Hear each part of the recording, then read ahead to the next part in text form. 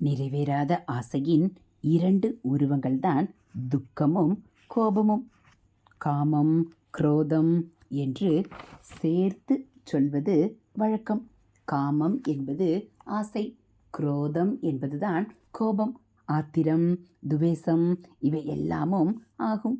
ஒரு பொருளிடம் ஆசை ஏற்பட்டுவிட்டால் அதை எப்படியாவது அடைய முயற்சி செய்கிறோம். எனவே காமம் நம்மை பாவத்தில் தள்ளுகிறது.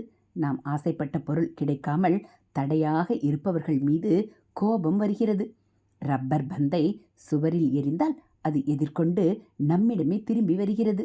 அதை போல்தான் நம்முடைய கோபத்தால் பிறரை தாக்குவதாக நினைத்தாலும் அது நம்மையேதான் அதிகம் தாக்குகிறது.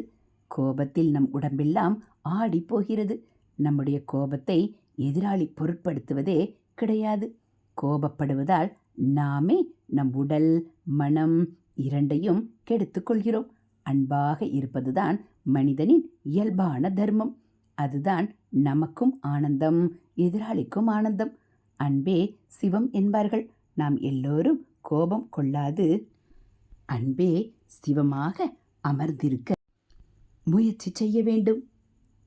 ஹரஹர சங்கர ஜெய ஜெய சங்கர, ஹரஹர சங்கர ஜெய ஜெய சங்கர. மகா பெரியவா சரணம். இது மகா பெரியவா அருள்வாக்கு.